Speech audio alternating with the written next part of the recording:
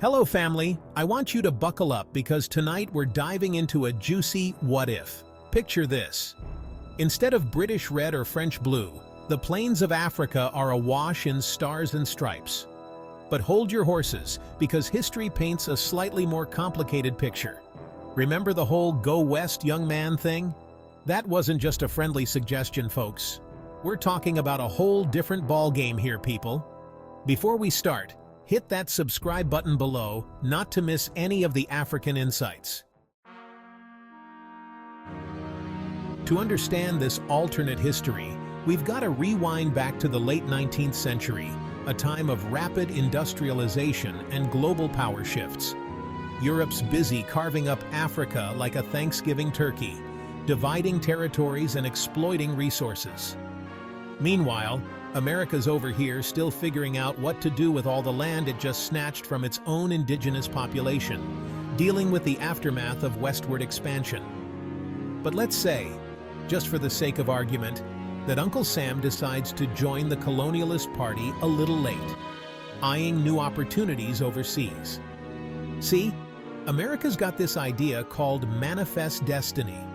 Basically, a divine right to expand its borders from sea to shining sea, a belief deeply ingrained in its national identity.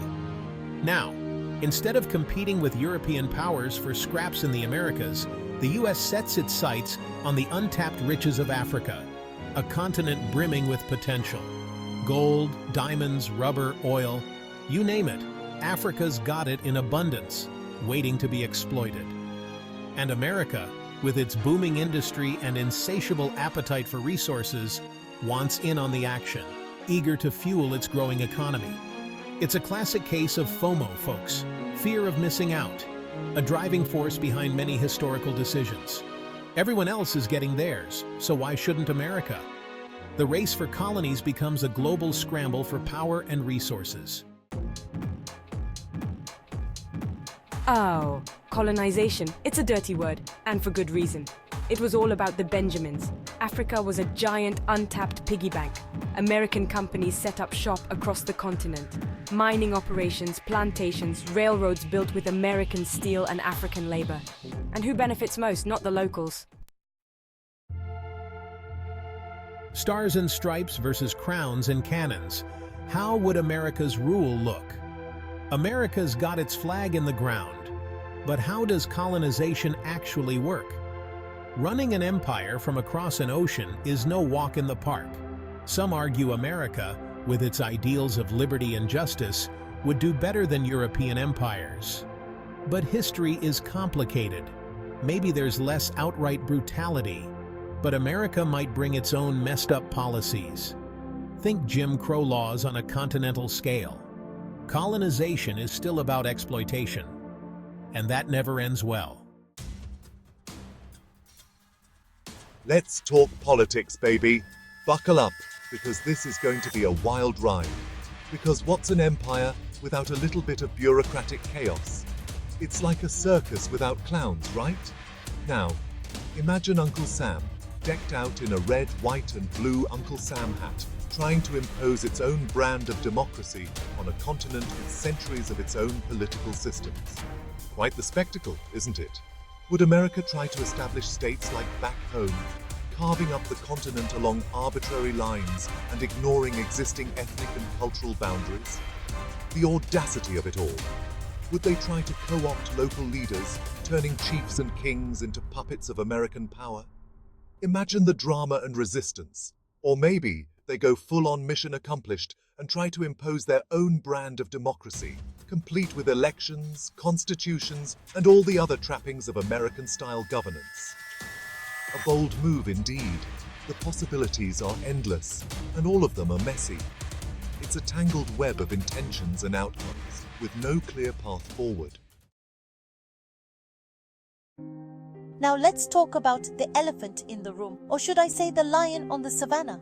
Culturally, the influence of American values such as democracy and capitalism could have reshaped African societies. Education systems, legal frameworks, and infrastructure projects might have mirrored those in the USA. But this would also come with attempts to suppress and replace indigenous cultures and traditions, because when two cultures collide, things can get a little awkward, to say the least. Imagine American culture flooding the streets of Lagos, Cairo, Nairobi, and Cape Town, transforming the local landscape. Hollywood movies, jazz music, and of course McDonald's, becoming everyday sights and sounds. It's a cultural tsunami, folks, sweeping across continents. Some folks might welcome these changes with open arms, but for many, it's seen as an attack on their deeply rooted traditions and way of life.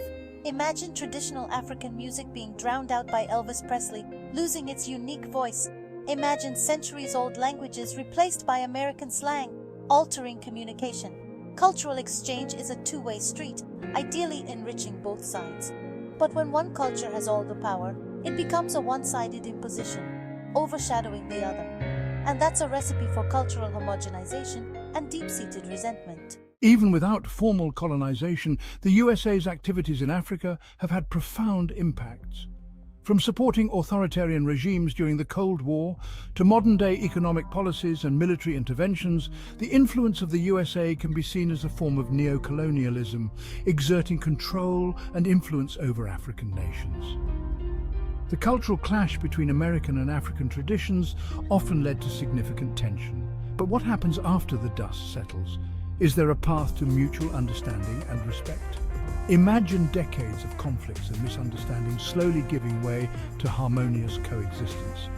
American influence could bring advancements in technology, healthcare, and education to African nations.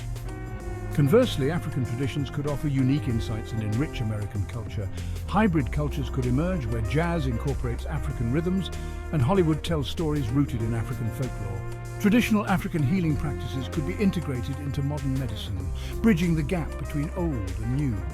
But this journey towards reconciliation wouldn't be easy. It would require genuine efforts to understand, respect, and value each other's heritage. Governments, communities, and individuals would need to foster dialogue and collaboration. The long road to reconciliation could transform history from domination and resistance to unity and shared growth.